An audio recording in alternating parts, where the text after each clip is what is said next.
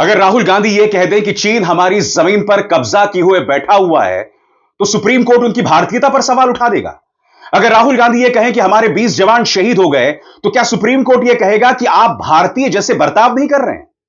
और दूसरी तरफ हमारे विदेश मंत्री यह कह सकते हैं कि चीन एक बड़ी अर्थव्यवस्था है, हम उनसे कैसे मुकाबला करें?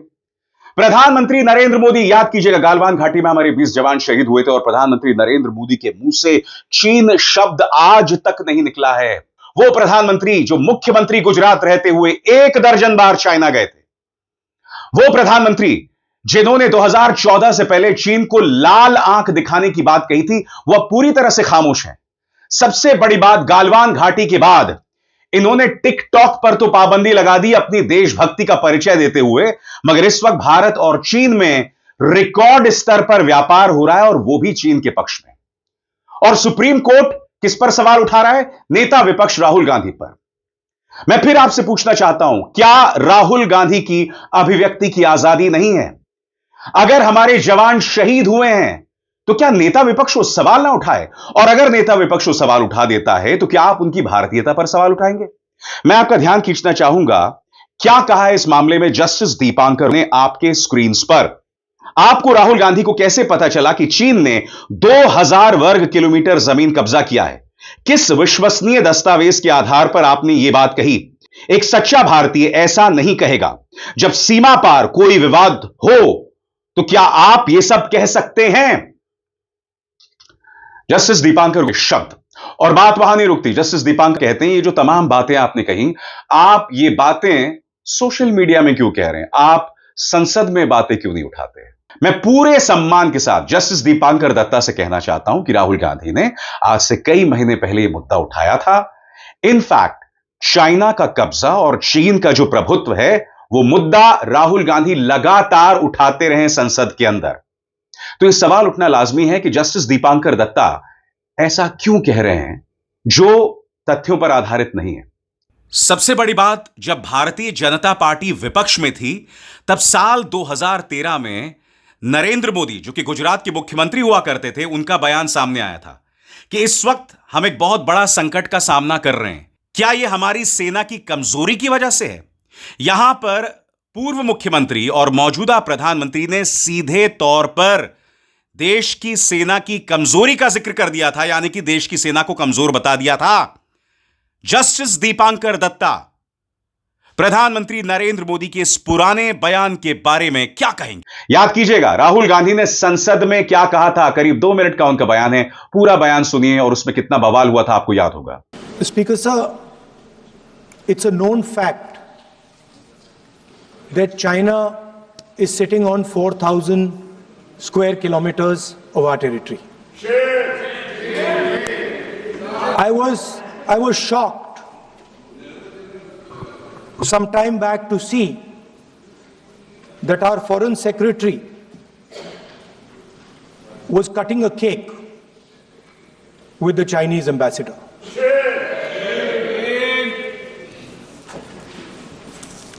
The question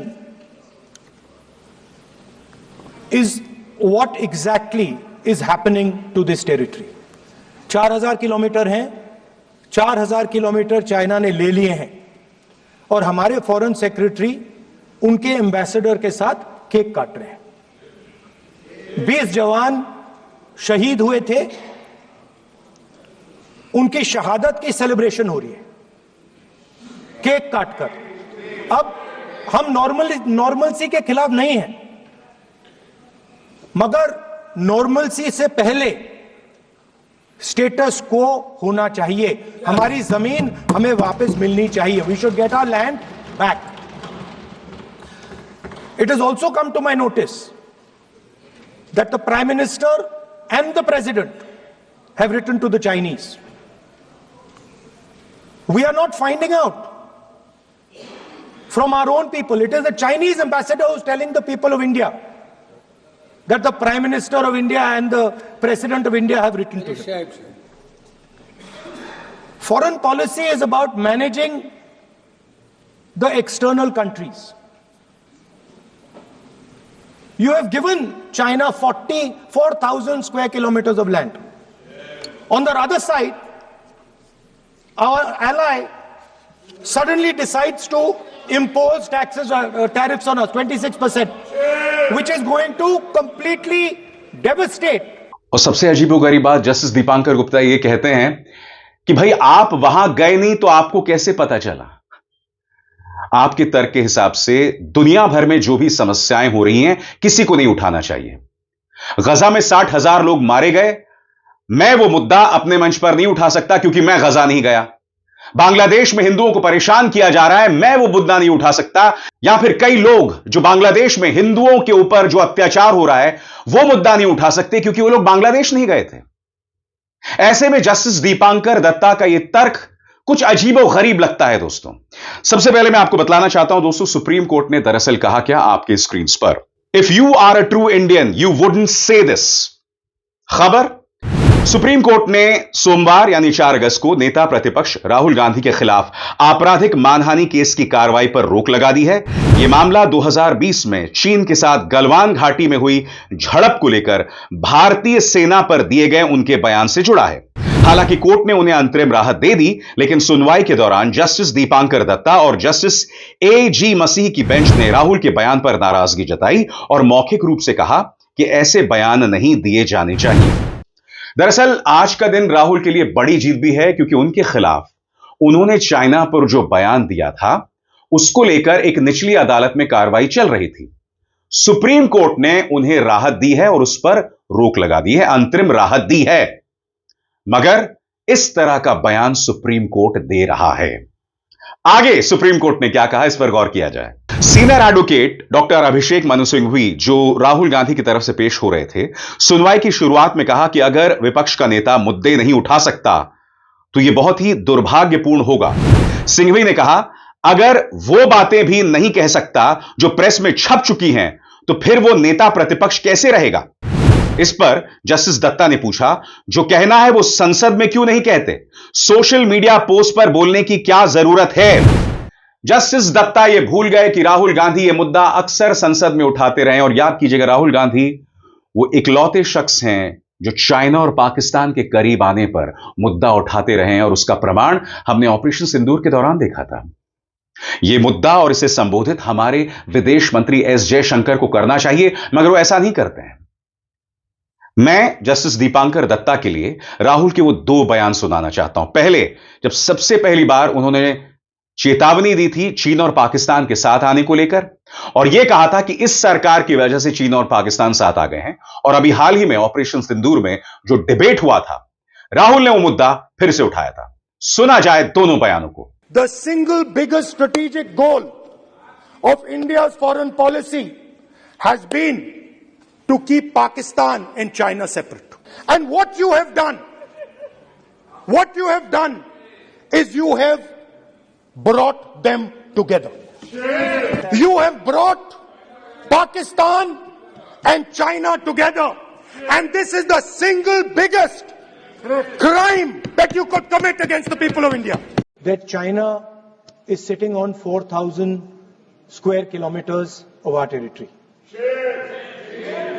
साइचिन का एरिया किसके समय, वो चीन ने हथिया लिया, किसकी सरकार थी। और हमारे फॉरेन सेक्रेटरी उनके एम्बेसडर के साथ केक काट रहे हैं। कौन वो नेता थे जो डोकलाम की घटना के समय चाइना के अधिकारियों के साथ चाइनीज सूप पीते रहे।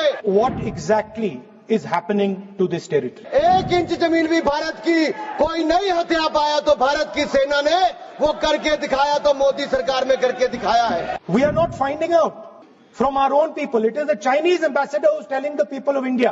इनको जवाब देना होगा कि चाइना से राजीव गांधी फाउंडेशन में पैसा क्यों लिया था। और हमारे विदेश मंत्री क्या कहते हैं? हमारे विदेश मंत्री कहते हैं कि इतनी बड़ी अर्थव्यवस्था हम उससे कैसे मुकाबला करें। सुनिए क्या इंटरव्यू में कहा था इन्होंने। Look, they are the bigger economy. I mean, what am I going to do? As a smaller economy, I'm going to go pick a fight with a bigger economy. It's not a question of reactive, it's a question of having common. और आगे बढ़ने से पहले एक जरूरी संदेश, मेरे कार्यक्रमों के लिए आप नोटिफिकेशन का इंतजार मत कीजिए, मेरे चैनल में जाइए और खुद जाकर कार्यक्रम देखिए और रहिए अपडेटेड। और हां, ज्वाइन कीजिए मेरा चैनल, देखिए यह जरूरी संदेश। स्वतंत्र और आजाद पत्रकारिता का समर्थन कीजिए, सच में मेरा साथी बनिए। बहुत आसान है दोस्तों, इस ज्वाइन बटन को दबाइए और आपके सामने आएंगे ये 3 विकल्प, इनमें से एक चुनिए और सच के इस सफर में मेरा साथी बनिए। मैं पूरे सम्मान के साथ पूछना चाहता हूं माननीय जस्टिस दीपांकर दत्ता से, यहां पर हमारे विदेश मंत्री भारत को कम आंक रहे हैं चाइना के मुकाबले कि हम उनसे कैसे लड़ेंगे, पहले ही हथियार डाल दिए हैं। ठीक है, इसके अलावा प्रधानमंत्री नरेंद्र मोदी जो 2014 से पहले चाइना को लाल आंख दिखाने की बात करते थे, उन्होंने हमारे 20 जवानों के शहीद होने के बाद चाइना का नाम तक नहीं लिया। तो मैं पूरे सम्मान के साथ जस्टिस दत्ता से पूछना चाहता हूं कि आपके हिसाब से देशभक्ति की परिभाषा क्या है? वो जो ये मुद्दे उठाए या वो जो इन मुद्दों पर पर्दा डाल दे? वो जो इन मुद्दों को उठाकर सेना को और मजबूत करने की नींव रखे, या वो जो ये कह दे कि साहब वो तो बड़े लोग हैं, हम उनसे कैसे मुकाबला करेंगे? आपको ये बात बिल्कुल भी अजीब और गरीब नहीं लगती दोस्तों? गौर कीजिए आगे क्या कहा उन्होंने। राहुल गांधी की टिप्पणी पर और नाराजगी जताते हुए जस्टिस दत्ता ने पूछा, डॉक्टर सिंघवी ये बताइए, आपको कैसे पता चला कि 2000 वर्ग किलोमीटर भारतीय जमीन पर चीन ने कब्जा कर लिया? क्या आप वहां थे? आपके पास कोई भरोसेमंद सबूत है? बिना किसी ठोस आधार के आप ऐसे बयान क्यों देते हैं? अगर आप सच्चे भारतीय होते तो ऐसी बातें नहीं करते। इस पर सिंघवी ने जवाब दिया, यह भी हो सकता है कि एक सच्चा भारतीय यह कहे कि हमारे 20 सैनिकों को पीट पीट कर मार दिया गया और यह चिंता की बात है। सबसे बड़ी बात, जस्टिस दत्ता का यह बयान भी तथ्यों से कोसों दूर है, जिसमें उन्होंने राहुल गांधी से सवाल किया है कि क्या आप वहां गए थे और आपने पता लगाया कि क्या वाकई चीन ने हमारी जमीन पर कब्जा कर रखा है? राहुल ने वहां स्थानीय लोगों से मुलाकात की थी, वहां गए भी थे और वहां से उन्होंने ये जानकारी जुटाई थी जो अब आपके सामने आने वाली है। तो ये जो जमीन चाइना ने ली है, ये कितनी जमीन ली है यहाँ पे पैंगोंग में? फिंगर 4 से यहाँ कम से कम मेरे ख्याल से अब 6-7 किलोमीटर वो अंदर आ गए और काफी जमीन ले ली है। काफी जमीन इतने ले ली सर। मगर प्रधानमंत्री तो कहते हैं जमीन नहीं ली। मुझे दुख की बात है कि प्रधानमंत्री जी कहते हैं कि 1 इंची नहीं गया। हमें पता है कि 1 इंची गया कि कितना गया। यहीं के रहने वाले हैं हम, ये सब कुछ हमसे रहे। तो यहाँ जब प्रधानमंत्री आए थे ना लद्दाख आए थे? नहीं है, यहाँ नहीं है। यहाँ तो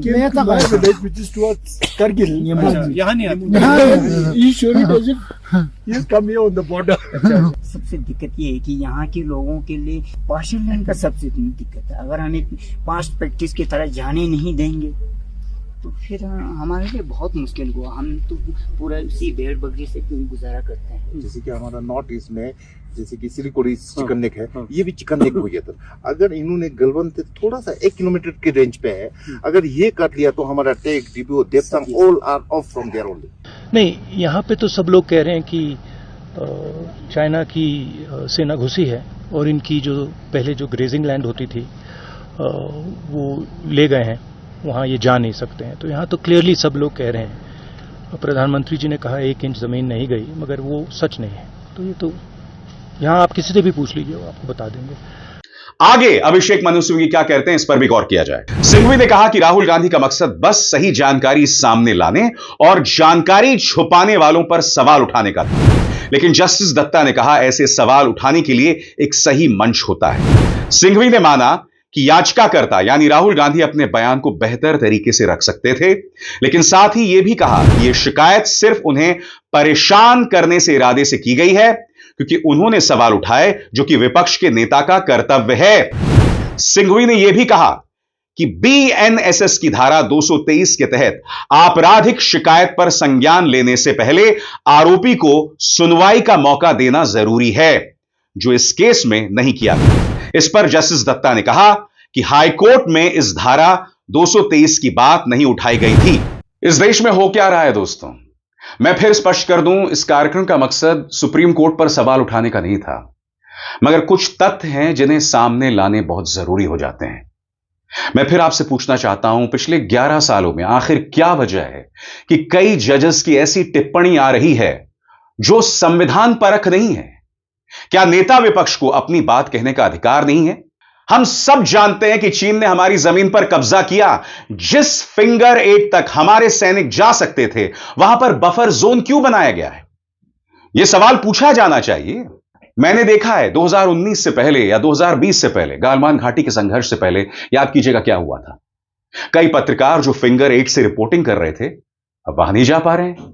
क्यों? क्योंकि वो बफर जोन बना दिया गया है।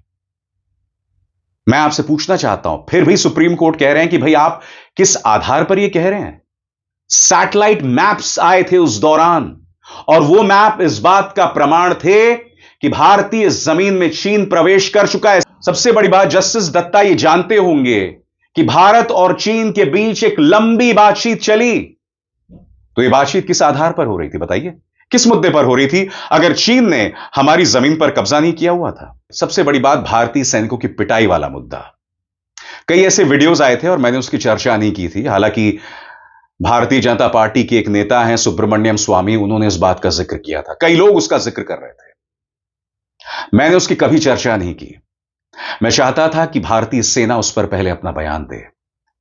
मैं उनके बयान का इंतजार करता, मगर भारतीय सैनिकों की जो पिटाई हुई, वो जो वीडियोस वायरल हो रहे थे, जो मैं आपको नहीं दिखाने वाला हूं, उस पर अब तक भारतीय सेना ने या रक्षा मंत्रालय ने कोई बयान नहीं दिया, क्योंकि बड़े व्यापक पैमाने पर वो वीडियोस वायरल किए गए थे। क्या वो आर्टिफिशियल इंटेलिजेंस के जरिए जनरेट किए गए थे? सवाल तो होगा ना भाई। या फिर वो सच थे, वो हकीकत को दर्शा रहे थे? सबसे बड़ी बात, यही काम नेता विपक्ष को होता है। हकीकत पर पर्दा नहीं डाला जा सकता। एक बहुत ही अजीबो गरीब न्यू इंडिया आ गया है दोस्तों। इस न्यू इंडिया में आप सत्ता से सवाल नहीं कर सकते हैं। अगर आपने सत्ता से सवाल कर दिया तो आप देशद्रोही हो जाते हैं। सबसे बड़ी बात, राहुल गांधी ये जो सवाल उठा रहे हैं, वो सेना पर सवालिया निशान नहीं है। राहुल गांधी ये सवाल उठा रहे हैं इस सरकार पर। तो क्या सरकार पर सवाल ना उठाया जाए? क्या गोदी मीडिया की तरह बन जाएं, जो सरकार को बचाने के लिए सेना को गाली देने लगती है? मैं जस्टिस दत्ता को आमंत्रित करना चाहूंगा। गोदी मीडिया की एक पत्रकार ने, देखिए किस तरह से सेना पर सवाल उठा दिया था सरकार को बचाने के लिए या भाजपा को बचाने के लिए। याद है आपको क्या हुआ था कुछ सालों पहले? देखिए आज तक का यह नजारा। चीनी सेना हमारे जमीन पर आ गई और हम सोते रहे, ये सरकार पर सवाल नहीं होता है, ये सेना पर ही सवाल होता है, क्योंकि पेट्रोलिंग की ड्यूटी सरकार की नहीं होती है, सेना की होती है। आप कहते हैं कि चीन ने हड़प ली हमारी जमीन, तो ये फिर सेना के ऊपर सवाल हो जाता है। इत्तेफाकन ये वही मोहतरमा है जिन्होंने 2000 के नोट में चिप ढूंढ ली थी। मैं फिर आपसे पूछना चाहता हूं, नेता विपक्ष का ऐसे में क्या काम रह जाता है? और सबसे बड़ी बात, जिस तल्ख शब्दावली का आपने इस्तेमाल किया, उनके भारतीय होने पर आपने सवालिया निशान लगा दिया। और जाहिर सी बात है, इसे भारतीय जनता पार्टी एक बड़ा मुद्दा बनाएगा। यह सवाल हम पूछते हैं। देखिए, संवैधानिक संस्था सर्वोच्च न्यायालय राहुल गांधी की भारतीयता पे इतना गंभीर कमेंट करता है, हर देशवासी आहत है। एक भारतीय अपनी सेना के लिए, जो पूरे विश्व में सबसे वीर है, कैसे कह सकता है कि वो चीनी सेना से पिट रही है? दूसरा सवाल, this question raises an important question again about the credibility of Mr. Rahul Gandhi. How mature is he as a leader of the Congress party and now as the leader of opposition? क्या परिपक्वता है राहुल गांधी की? राहुल गांधी जी जो है हमेशा ही भारत के against, और चाहे वो इकोनॉमी हो, चाहे वो हमारे डिफेंस फोर्सेस हो, चाहे वो हमारी किसी कोई जो दुश्मन देश हैं उनके पक्ष में बोलना हो, हमने हमेशा देखा है कि वो हमेशा जो है वो एंटी इंडिया उनकी सोच है और भारत के अगेंस्ट हमेशा बोलते हैं। तो ये एक बहुत ही वेलकम मूव है बाय द सुप्रीम कोर्ट कि उन्होंने उनको इस तरह की फटकार लगाई है। अब आने वाले समय में भी है और लोगों को भी ध्यान रखना चाहिए कि वो भारत की अस्मिता को, अखंडता को और सबसे ज्यादा तो उनके मनोबल को किसी तरह की ठेस न पहुंचाए। बहुत ज्यादा लोग जस्टिस दीपांकर गुप्ता के इस बयान पर टिप्पणी नहीं करने वाले, मगर मुझे लगा कि हमें इस पर कम से कम तथ्यों के आधार पर बात सामने रखनी चाहिए, क्योंकि स्वाभाविक सी बात है कि अगर नेता विपक्ष ही सवाल नहीं उठाएगा तो देश के मुद्दे सामने कैसे आएंगे? बताइए। क्योंकि ऑपरेशन सिंदूर पर पूरा डिबेट हुआ, प्रधानमंत्री नरेंद्र मोदी ने एक बार भी शहीदों का नाम नहीं लिया, शहीद के परिवारों का जिक्र नहीं किया, और फिर देश की बेटी को सामने आना पड़ा, शुभम की पत्नी को सामने आना पड़ा वो बात रखने के लिए। वो मुद्दे कौन उठाएगा बताइए? राहुल और प्रियंका ने वो मुद्दे उठाए। याद कीजिएगा ऐशन्ना ने क्या कहा था कि कम से कम प्रधानमंत्री काश ये मुद्दा उठा लेते। सुना जाए। बस मुझे एक बहुत बड़ा दुख है मेरा कि उन्होंने उन 26 लोगों के लिए कुछ नहीं बोला, जहां प्रियंका गांधी जी और राहुल गांधी जी उन दोनों को भी मैं थैंक यू बोलूंगी कि उन्होंने उन 26 लोगों की बात करी है। शुभम का भी नाम लिया था उन्होंने पार्लियामेंट में, बट मुझे इस चीज का दुख है। इवन मैं एक्सपेक्ट कर रही थी कि आज पीएम सर कुछ तो उन 26 लोगों की बात करेंगे, उन 26 के रिस्पेक्ट के लिए कुछ तो बोलेंगे, बट ये नहीं बोला। इस चीज का मुझे बहुत दुख है आज। मैं जस्टिस दत्ता से पूरे सम्मान के साथ एक और सवाल पूछना चाहता हूं। राहुल गांधी के बारे में तो आपने कह दिया, उनकी भारतीयता पर सवाल उठा दिया। आप मुझे बताइए, प्रधानमंत्री नरेंद्र मोदी ने पुलवामा पर वोट मांगा था, शहादत पर वोट मांगा था, अब भी ऑपरेशन सिंदूर को राजनीतिक तौर पर भुनाने की कोशिश की जा रही है। बताइए, सवालों के जवाब नहीं देना, यानी कि वो आतंकवादी बैसरण कैसे पहुंचे, उस सवाल का जवाब नहीं। बैसरण में कोई सुरक्षा नहीं थी, उस सवाल का जवाब नहीं देना। मैं जस्टिस दीपांकर दत्ता से सम्मान के साथ सवाल पूछना चाहता हूं। अगर आज हम यह सवाल पूछ रहे हैं कि वो आतंकवादी बैसरण कैसे पहुंचे, बैसरण से पुलिस सुरक्षा को क्यों हटा दिया गया, तो क्या हम देशद्रोही हो जाते हैं? भाई, ये सवाल किया जाएगा ना, इनसे बचा नहीं जा सकता है। ये अहम मुद्दे हैं और मुद्दों पर चर्चा बहुत जरूरी हो जाता है। यही लोकतंत्र है। लोकतंत्र में मीडिया, सरकार, विपक्ष सबका एक किरदार होता है। तमाम एजेंसीज होती हैं, उनके काम करने पर सवाल उठता है। आजाद भारत के इतिहास में पिछले 11 सालों में जो सरकार रही है, ऐसी कोई सरकार नहीं रही है जिसने इस तरह से एजेंसीज का बेजा इस्तेमाल हो, चाहे ईडी हो, इनकम टैक्स हो, मीडिया हो, एनआईए हो, सीबीआई हो, सब जितनी एजेंसीज। और जहां तक जजों की बात है, और जो मैं बताने वाला हूं उसका नाता इस खबर के साथ नहीं है जो अभी भी मैंने आपको सुनाई। ये दूसरे लेवल पे है। कुछ चेहरे मैं आपको दिखाना चाहता हूं। जस्टिस रंजन गोगोई, पूर्व चीफ जस्टिस रंजन गोगोई, जो भाजपा की मदद से राज्यसभा गए। जस्टिस अब्दुल नजीर, जिन्हें राज्य का गवर्नर बनाया गया। जस्टिस अशोक भूषण, जिन्हें एनसीएलटी का प्रमुख बनाया गया। इलाहाबाद हाईकोर्ट के जस्टिस शेखर यादव, जो यह कहने लगे कि साहब फैसला जो है अदालतें बहुमत के हिसाब से देंगी, यानी संविधान की धज्जियां उड़ा दी गई। जस्टिस अरुण मिश्रा, जिन्होंने खुलकर प्रधानमंत्री की तारीफ की, वो प्रधानमंत्री जो कि एक राजनीतिक शख्सियत हैं। मैं पूछना चाहता हूं, ऐसे जजेस जब खुलकर वो भाजपा का साथ देते हैं, उसके बाद क्या लोग न्यायिक प्रणाली पर विश्वास कर पाएंगे? उसकी निष्पक्षता पर विश्वास कर पाएंगे?